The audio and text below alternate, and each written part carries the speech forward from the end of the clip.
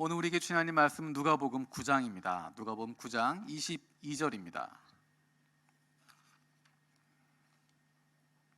누가복음 9장 22절입니다. 우리 한 목소리로 함께 읽겠습니다. 시작. 이르시되 인자가 많은 고난을 받고 장로들과 대제사장들과 서기관들에게 버림받아 죽임을 당하고 제3일에 살아나야 하리라 하시고. 아멘. 우리가 지난 주일에는 원 패밀리 월십을 함께 예배했습니다. 아쉽게도 모두가 한 자리에 모일 수는 없었지만 그래도 우리가 있는 바로 그곳에서 우리가 예수 그리스도로 말미암아 하나님의 한 가족임을 경험하는 시간이 됐습니다. 요한 동경교회 한국부, 일본부, 중국부 그리고 영어부가, 또 분립개척한 올리브하우스 처치가, 또 미타카 영광 기독교회, 타마 토모시비 기독교회가 함께 예배를 드렸습니다.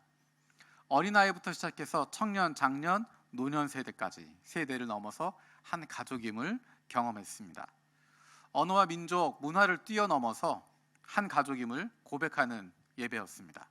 교회 이름을 넘어서 예수 그리스도 안에서 한 가족됨을, 하나님의 마음을 시원케 하는 한 가족임을 느끼는 예배가 되었습니다.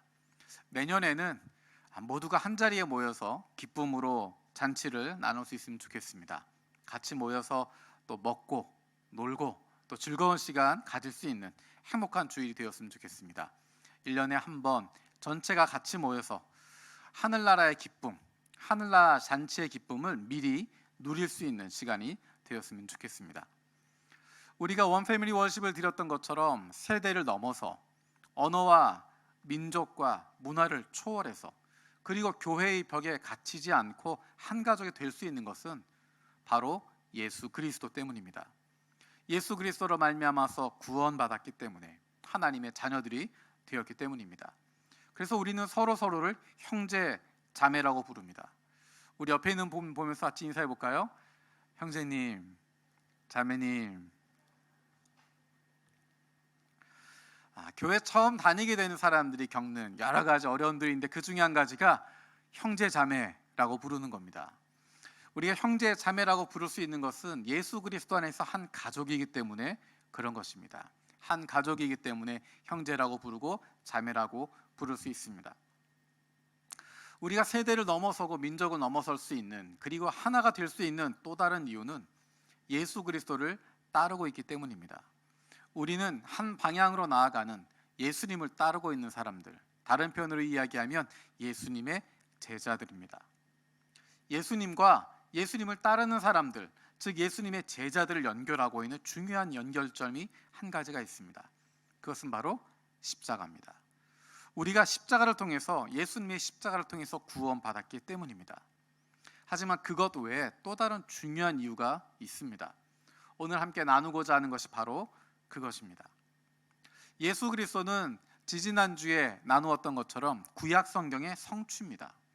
구약에서 이야기하고 있는 것은 메시아가 오실 것이다 라는 것입니다. 특별히 많은 선지자들을 통해서 예언하고 있었던 것, 약속하셨던 것은 그 날이 임할 것이다, 여호와의 크고 두려운 날이 임할 것이다, 하나님의 날, 심판의 날이 오게 될 것이다, 그리고 그것을 이루시는 분이 바로 메시아다라고 하는 것입니다. 메시아가 이 땅에 오게 될 것이다. 예수님은 그 예언을 성취하신 분이십니다. 그래서 사복음서에서 강조하고 있는 것은 예수님이 바로 메시아다라고 하는 것입니다. 예수가 바로 그리스도다라는 것입니다. 특별히 사복음서 가운데 요한복음은 7가지의 이적을 통해서 예수가 하나님의 아들일 수밖에 없다, 예수가 그리스도일 수밖에 없다라고 하는 것을 증명하고 있습니다. 구약에서 예언되고 있었던, 수백 년간 기다려왔던 바로 그분이 예수 그리스도라는 것입니다. 그런데 예수님 당시의 사람들은 어땠을까? 우리가 잘 알고 있는 것처럼 그들은 메시아를 기다리고 있었습니다. 수백 년 동안 하나님이 약속하신 그 메시아가 올 것을 기다리고 있었습니다. 하나님이 약속하신 그 메시아가 이 땅에 오면 하나님의 나라가 임하게 될 것이고, 그 하나님의 나라가 임하게 되면 이스라엘이 회복될 것이다 생각하고 있었습니다. 400여 년간 포로 생활을 하고 식민지 생활을 하고 있지만 이 나라가 독립하게 될 것이라고, 이스라엘이 회복되게 될 것이라고, 하나님께서 새로운 역사를 만들어 가실 것이라고, 메시아를 통해서 하나님께서 새로운 나라를 만들어 가실 것이라고 모두가 기대하고 있었습니다. 예수님 주변에 있었던 제자들도 메시아에 대한 간절함과 기대함이 있었고, 세례 요한에게도 그러한 간절함이 있었습니다. 뿐만 아니라 그 당시를 살고 있었던 많은 사람들, 종교 지도자들, 유대인의 지도자들, 대제사장들, 서기관들, 바리새인들 모두가 다 그 메시아에 대한 기대를 가지고 있었습니다. 그 메시아가 오면 그는 메시아가 가지고 있는 소명은 승리하는 것이고 정복하는 것이고 민족이 성공하게 되는 것이고 상승하게 되는, 높아지게 되는 꿈을 꾸고 있었습니다. 사람들이 기대했던 메시아는 바로 그러한 모습이었습니다. 그런데 예수님은 그와는 다른 길을 걸어가십니다. 겸손하시고 상실하시고 희생하시고 오히려 낮아지는 길을 선택하셨습니다. 인간이 이해할 수 없는 하나님의 방식으로 이 땅 가운데 오신 것입니다. 예수님의 그 모습, 메시아의 그 모습을 보여주고 있는 정점이 바로 십자가입니다. 오늘 본문 말씀 다시 한번 읽어보겠습니다. 세 번역으로 같이 읽겠습니다. 누가복음 9장 22절입니다. 시작. 말씀하셨다. 인자가 반드시 많은 고난을 받고 장로들과 대제사장들과 율법학자들에게 배척을 받아 죽임을 당하고서 사흔날에 살아나야 한다. 예수가 메시아라고 하는 사실, 그것보다 더 믿을 수 없는, 더 놀라운 것은 그 메시아가 죽음을 선택한다는 것입니다. 메시아로 온 존재가 하나님께서 이 땅에 오셨는데 창조주가 자신을 배척한 인간들을 위해서 십자가에 죽는다는 것입니다. 이 선포는, 이 말씀은 도저히 받아들일 수 없는 놀라움이었습니다. 예수님의 십자가 사건을 기록하고 있는 마태, 마가, 누가는 이 사건을 굉장히 길게 이야기하고 있습니다. 특별히 마태복음 26장에 보면 몇 가지의 소제목들이 등장합니다. 제가 가지고 있는 성경에 나와 있는 소제목들은 이렇습니다. 예수를 죽일 음모, 어떤 여자가 예수의 머리에 향유를 붓다, 유다가 예수를 넘겨주기로 합의하다, 유월절 음식을 나누시다, 마지막 만찬, 베드로가 부인할 것을 예고하시다, 겟세마네에서 기도하시다, 예수께서 잡히시다, 의회 앞에 서시다, 베드로가 예수를 모른다고 하다. 여러분, 제목만 들어봐도 어떤 상황인지 어떤 모습인지 생각이 날 것입니다. 마태복음 26장은 75절까지 되어 있는데 10가지 중요한 사건들이 되어져 있습니다. 그런데 이 사건들을 보면서 발견하게 되는 중요한 한 가지가 있습니다. 예수를 죽일 음모, 유다가 예수를 넘겨주기로 합의하다, 예수께서 잡히시다, 의회 앞에 서시다. 예수님이 잡히시는 것, 의회 앞에 서는 것, 그리고 마태복음 27장에 나오는 것처럼 십자가에 돌아가시게 되는 것은 우연히 이루어진 것이 아니라는 것입니다. 예수님께서는 이미 예수를 죽일 음모가 진행되고 있는 것을 알고 계셨고, 유다가 예수님을 넘겨주기로 합의했다는 것도 알고 계셨습니다. 그럼에도 불구하고 계속해서 앞으로 나아가십니다. 잡히시기 위해서, 의회 앞에 서시기 위해서, 본디오 빌라도에게 고난을 받으시고 십자가에 돌아가시기 위해서 의도적으로 한 걸음 한 걸음 진행하고 계십니다. 예수님의 그 마음을, 그것을 보여주는 증거가 예수님이 잡히신 장소입니다. 예수님이 잡히신 곳은 바로 겟세마네 동산입니다. 그 겟세마네는 예수님의 제자들이 누구나 다 알고 있는 곳입니다. 예수님이 제자들과 함께 기도하러 가셨던 곳입니다. 그래서 그것은 가룟 유다도 알고 있는 곳입니다. 예수님을 팔아넘긴 가룟 유다도 지금 이 시간대면 예수가 어디에 있겠다, 겟세마네 동산에 계시겠다 알고 있는 그 장소입니다. 그런데 예수님은 마치 그 유다를 기다리는 것처럼 겟세마네 동산에서 기다리고 계십니다. 메시아가 죽는다고 하는 것, 더군다나 십자가에 못 박혀 죽는다고 하는 것, 그것은 당시 사람들로서는 믿을 수도 없고 받아들일 수도 없는 상황입니다. 인간을 향해서 오시는 하나님이 십자가를 향해서, 그리고 신명기에서 이야기하는 것처럼 가장 저주받은 죽음이라고 하는 나무에 달려 죽게 되는 그 죽음을, 로마 제국에 맞서는 극악한 범죄자들에게 주어지는 십자가를 향해서 나간다고 하는 것, 그것은 더욱 받아들일 수 없는 사건이었습니다. 조금 전에 이야기했던 것처럼 유대인의 지도자들이나 대제사장들이나 율법학자들, 그들은 이 사건을 받아들일 수 없었습니다. 그들뿐만이 아니라 예수님을 따르고 있었던 제자들에게도 이것이 얼마나 큰 충격이었겠습니까? 3년 반 동안 예수님과 함께 있으면서 예수님이 어떤 분이신지를 알고 있던 사람들이 예수님의 제자들이었습니다. 죽었던 사람도 살리시고, 아무리 치명적인 병이어도 병들었던 자도 고치시고, 병을 고치는데 이 앞에 있는 사람뿐만 아니라 저 멀리에 있는 사람도 말씀 한마디로 고치실 수 있는 분이 바로 예수님이셨습니다. 갈릴리 호수에 일고 있었던 그 폭풍을 말 한마디로 잔잔케 하시는 분이 예수님이셨습니다. 남자만 5,000명, 여자와 아이들까지 합치면 10,000명은 좋게 넘어갈 사람들을 배불리 먹이고도 남을 만큼의 음식을 만드셨던 분이 바로 예수님이십니다. 누구나가 그를 왕으로 모시고 싶어하는 분이었습니다.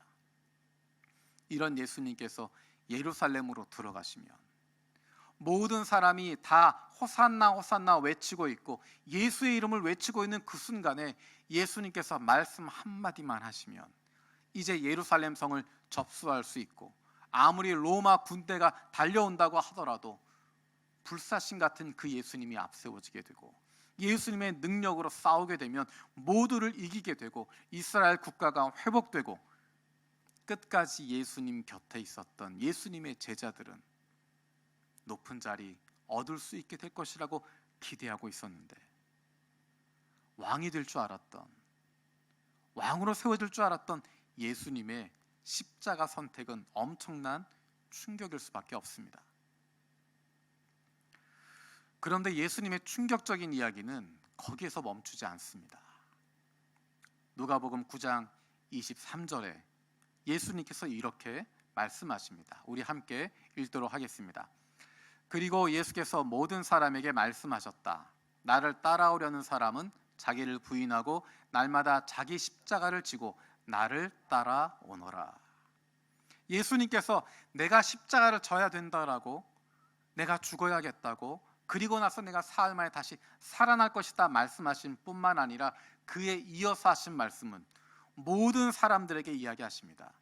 예수님을 따르고자 하는 사람들에게, 예수님을 따르고 있는 모든 사람들에게, 그 무리에게 말씀하십니다. 나를 따라오려는 사람은 자기를 부인하고 날마다 자기 십자가를 지고 나를 따라오너라. 예수님은 예수님의 십자가를 이야기하실 뿐만 아니라 그를 따르고 있는 이들에게 나를 따라오는 사람은 자기의 십자가를 져야 된다라고 이야기하십니다. 예수님의 십자가뿐만 아니라 자기의 십자가, 각자의 십자가를 말씀하고 있습니다. 자기의 십자가가 어떤 것일까? 나의 십자가를 진다고 하는 것이 어떤 의미일까? 혹시 여러분 머릿속에 생각나는 부분이 있습니까? 아휴, 우리 엄마가 십자가야. 아휴, 우리 그 아이가 십자가야. 남편이 십자가야. 우리 회사가 십자가야. 정확하게 이야기하면 아유, 네가 내 십자가다 그 뜻이 아니라 네가 내 왼수다 라는 겁니다. 너 때문에 힘들다 라는 것이지, 그것을 네가 내 십자가다 라고 표현하는 것은 옳지 않습니다. 때로는 이런 경우도 있습니다. 내가 십자가 지고 말하겠습니다. 내가 앞장서서 이야기하겠습니다. 내가 십자가 지고 이 일 시작하겠습니다. 정확하게 표현하면 내가 총대 메고 시작하겠습니다 그 뜻입니다. 비난받더라도 내가 시작하겠습니다 라고 하는 것이지, 그것을 십자가 지고라고 표현하는 것은 옳지 않습니다. 우리는 자꾸만 내가 십자가 진다고 하는 것, 그것은 내가 힘든 것, 내가 어려운 것, 그것만 생각합니다.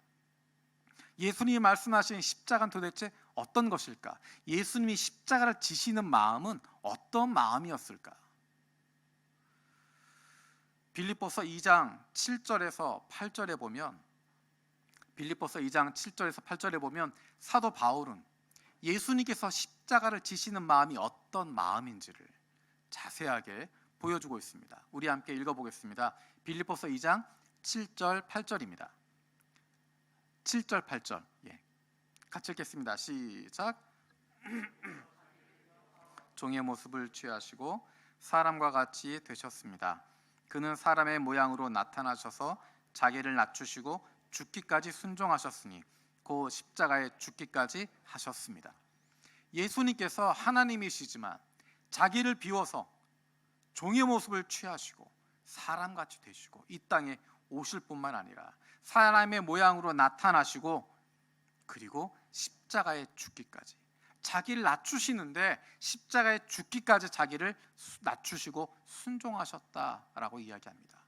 그 모습을 닮아가는 것이 그리스도의 마음을 품는 것이고 그리스도의 십자가를 지는 것이라고 사도 바울은 이야기합니다.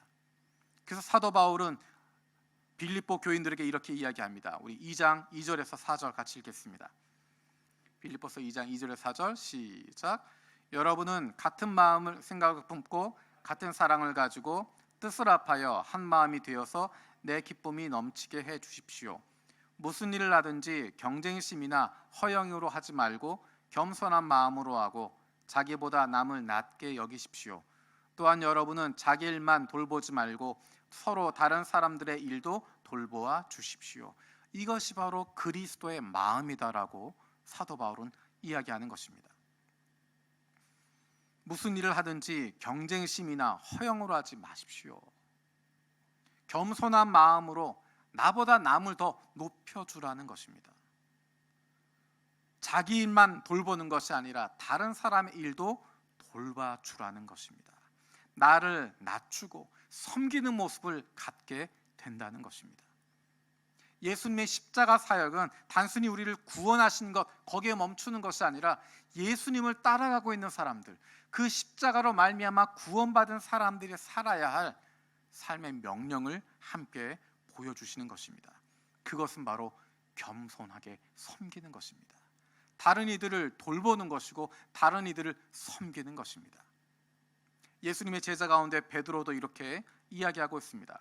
베드로전서 5장 5절 뒷부분에 이렇게 이야기합니다. 모두가 서로 겸손의 옷을 입으십시오. 하나님께서는 교만한 자를 물리치시고 겸손한 사람에게 은혜를 베푸십니다. 서로 겸손의 옷을 입으십시오. 하나님께서는 교만한 자를 물리치시고 겸손한 사람에게 은혜를 베푸십니다. 예수를 믿는다고 하는 것, 예수를 따른다고 하는 것, 예수의 제자가 된다고 하는 것은 겸손해지는 것입니다. 예수님을 가까이 가면 가까이 갈수록, 따르면 따를수록, 닮으면 닮을수록 그에게 나타나는 것은 겸손해지는 것이고 섬기는 모습이고 다른 사람을 나보다 높여주는 것입니다. 하나님은 교만한 자를 물리치시고 겸손한 사람에게 은혜를 베푸신다 말씀하십니다. 예수를 믿는다고 이야기하지만, 내가 예수의 제자라고 이야기하지만, 예수를 따른다라고 이야기하지만 겸손한 모습보다 교만한 모습이 많이 있다면 그 사람은 예수를 따르는 사람이 아닙니다. 예수의 이름을 가지고 내 유익을 취하는 것이지 그는 결코 예수를 따르는 사람 아닙니다. 예수를 닮아가는 사람 아닙니다. 예수를 가장 많이 닮아가고 있었던, 적어도 우리가 보기에 예수님을 가장 많이 따라갔고 가장 많이 닮았던 사람, 사도 바울이라고 말할 수 있습니다. 그가 자신을 소개할 때 이렇게 소개합니다. 로마서 1장 1절에서 그리스도 예수의 종인 나 바울은, 갈라디아서 1장 10절에서 나는 그리스도의 종입니다. 빌립보서 1장 1절에서도 그리스도 예수의 종인 바울과 디모데라고 이야기합니다. 바울 정도 되면 예수님의 뜻을 아는 사람이고 예수님의 마음속에 무엇이 있는지, 예수님이 무엇을 원하시는지 잘 아는 사람입니다. 그래서 바울 정도 되면 예수의 동역자인 나 바울은 이라고 이야기해도 괜찮고, 예수의 마음을 품고 있는 예수님의 제자 바울은, 혹은 예수님의 마음을 그대로 이어받아서 예수님을 대변하고 있는 예수님의 대변자 나 바울은 이라고 이야기할 수 있습니다.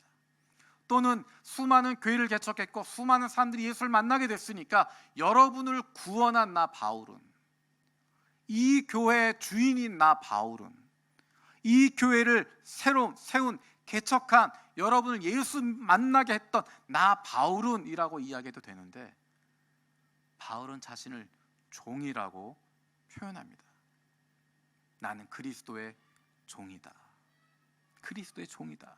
예수의 종이다 라는 것입니다. 우리가 여기서 조심해야 될 한 가지가 있습니다. 예수의 종이라고 이야기하고 하나님의 종이라고 이야기하면서 나를 높이고자 하는 의도가 나타날 때가 있습니다. 내가 누군지 알아? 하나님의 종이야. 내가 누군지 알아? 예수님의 종이야. 종이라고 하는 것에 중점을 두는 것이 아니라 예수님의 이름을 이야기하면서 하나님의 이름을 이야기하면서 내가 너희들보다 높은 존재야라고 하는 교만함이 나타날 수 있습니다. 성경에서 이야기하는 예수님의 종, 하나님의 종이라고 하는 것은 낮아지는 것을 이야기하는 것입니다. 예수님 때문에 낮아지는 것이고 하나님 때문에 낮아지는 것입니다. 내 안에 예수님이 계시기 때문에, 내가 하나님의 자녀이기 때문에 그러한 자신감이 있어서 다른 사람보다 낮아지고 다른 사람을 섬길 수 있고 다른 사람을 높여줄 수 있는 것입니다. 초기 그리스도인들은 서로를 종이라고 부르는 습관을 가지고 있었습니다. 초기 그리스도인들이 있었던 그 당시 사회는 모든 것이 계급에 의해 결정되는 사회였습니다. 태어날 때부터 가지고 있었던 계급이 있습니다. 귀족으로 태어난 사람이 있고 노예로 태어난 사람이 있고, 귀족들과 노예들과 사람들은 전혀 하나가 될 수 없었습니다. 태어날 때부터 죽을 때까지 모든 것이 계급에 의해서 나누어져 있습니다. 신분이 나누어져 있는 사회에 있었습니다. 하지만 예수를 따르고 있었던 사람들은 로마의 귀족임에도 불구하고 로마 시민권을 가지고 있음에도 불구하고 한낱 노예 이야기에도 귀를 기울일 줄 알고, 노예와 함께 식탁을 마주하고 음식을 먹기도 하고, 그들에게 손을 얹고 함께 기도하기도 하고, 때로는 노예가 천민이 그 귀족을 위해서 손을 얹고 기도해도 아멘으로 화답할 수 있는, 사회에서는 도저히 있을 수 없는 것이지만, 사회는 자신을 과시하고 자신을 드러내는 것이지만, 예수 그리스도가 그 속에 있는 사람들은, 하나님의 자녀가 된 그 사람들은 십자가를 통해서 낮아지는 길을 선택할 수 있었고 그러한 삶을 살아갈 수 있었습니다. 그래서 사회의 가장 밑바닥에 있는 사람들, 그들도 섬기는 삶을 살아갈 수 있게 되는 것입니다. 초대교회의 대표적인 인물로 빌레몬과 오네시모라고 하는 사람이 있습니다. 우리가 잘 아는 것처럼 오네시모라고 하는 사람은 빌레몬이라고 하는 사람의 노예였습니다. 그런데 그가 도망쳐 나왔습니다. 아마도 많은 돈을 훔쳐서 도망쳐 나온 것 같습니다. 이리저리 다니다가 로마의 감옥에 들어가게 됐고, 그곳에서 사도 바울을 만나서 오네시모가 예수님을 만나게 되고 예수님을 따르는 사람이 됩니다. 사도 바울은 오네시모에게 편지를 들려서 그가 도망쳐 나왔던 빌레몬에게로 가도록 이야기합니다. 그 당시의 문화에서는, 그 당시 사회에서는 주인에게 거부했던 노예는, 주인을 피해서 도망쳤던 노예는, 더군다나 돈을 가지고 도망쳤던 노예는 얼마든지 죽일 수 있는 것입니다. 그런데 빌레몬은 오네시모를 받아줍니다. 바울이 빌레몬에게 이야기합니다. 우리가 그리스도 안에서 한 형제가 되었는데, 우리가 그리스도로 말미암아 한 가족이 되었는데, 당신이 오네시모를 받아주셔야 되지 않겠습니까? 고린도후서 4장 5절에 보면 바울이 전했던 복음의 모습들이 나타나 있습니다. 우리 고린도후서 4장 5절 말씀 같이 읽어보겠습니다. 시작. 우리는 우리 자신을 전하는 것이 아니라 예수 그리스도를 주님으로 선포합니다. 우리는 예수 그리스도로 말미암아 우리 자신을 여러분의 종으로 내세웁니다. 내가 고린도 교회를 개척했기 때문에 내가 위에 서는 것이 아니라, 내가 위에서 명령하는 것이 아니라, 나는 여러분의 종입니다 라는 것입니다. 나는 여러분을 섬기는 사람입니다. 그것이 바로 그리스도인들의 모습이었습니다. 예수를 따르고 있는 사람들의 모습이 바로 그것이었습니다. 섬기는 사람이고 종이 되는 것이고 낮아지는 모습이었습니다. 어떻게 낮아질 수 있을까? 어떻게 섬길 수 있을까? 이미 주님께서 우리에게 그런 마음을 주셨습니다. 예수님을 닮아가는 삶을 살고 싶은 마음, 예수님을 따라 살고 싶은 마음을 우리에게 주셨고, 그렇게 살아갈 수 있는 능력도 이미 주셨습니다. 우리에게 남아있는 것은 결단을 하고 실천하는 것입니다. 행하는 것입니다. 그러면 그 기쁨을 누리게 되는 것입니다. 조금 전에 이야기했던 것처럼 예수님께서 내가 이제 십자가를 져야 되겠다, 죽으러 간다, 십자가에 대한 충격적인 예고를 하고 있는데, 제자들은 그것과 관계없이 누가 더 높은 자리에 올라갈 것인가, 그것으로 싸우고 있었습니다. 예수님께서 예루살렘으로 가시면서 비장한 마음으로 십자가를 향해서 걸어가고 있는데, 예수님 뒤에 따라오는 제자들은 누가 더 높은 자리에 올라갈지, 누가 더 1등 공신이 될지, 누가 더 높은 오른편에 왼편에 누가 앉을 것인지 서로 옥신각신하고 있었습니다. 그 모습을 보며 예수님께서 돌아보시고 그들에게 이야기하십니다. 너희들이 뭐 하고 있냐? 우리 마가복음 9장 34절 35절 같이 읽어보겠습니다. 같이 읽겠습니다. 시작. 제자들은 잠잠하였다. 그들은 길에서 누가 가장 큰 사람이냐 하는 것으로 서로 다투었던 것이다. 예수께서 앉으신 다음에 12제자를 불러놓고 그들에게 말씀하셨다. 누구든지 첫째가 되고자 하면 그는 모든 사람의 꼴찌가 되어서 모든 사람을 섬겨야 한다.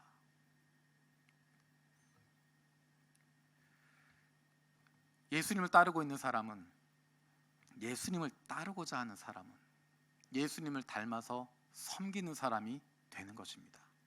우리는 예수님의 섬김을 통해서 구원에 이르게 됐습니다. 그렇기 때문에 예수님을 따르는 사람들도 섬김을 통해서 구원을 누리게 되는 것입니다. 우리가 구원받은 기쁨을 누릴 수 있는 것은 섬김을 통해서 누리게 되는 것입니다. 섬기는 가운데 내가 구원받았다고 하는 것, 내가 하나님의 자녀라고 하는 것, 내가 새로운 생명을 얻었다고 하는 것, 그것을 경험하게 되는 것입니다. 제자들에게 있어서 가장 기쁜 순간이 어느 순간일까? 내가 살아가고 있는 이 삶이 예수님께서 주신 그 말씀, 예수님 주신 그 비전을 실천하고 있음을 경험하게 될 때, 바로 그 순간이 제자들이 경험할 수 있는 가장 기쁜 순간일 것입니다. 예수님의 제자들은 십자가를 지는 삶을 살아갔습니다.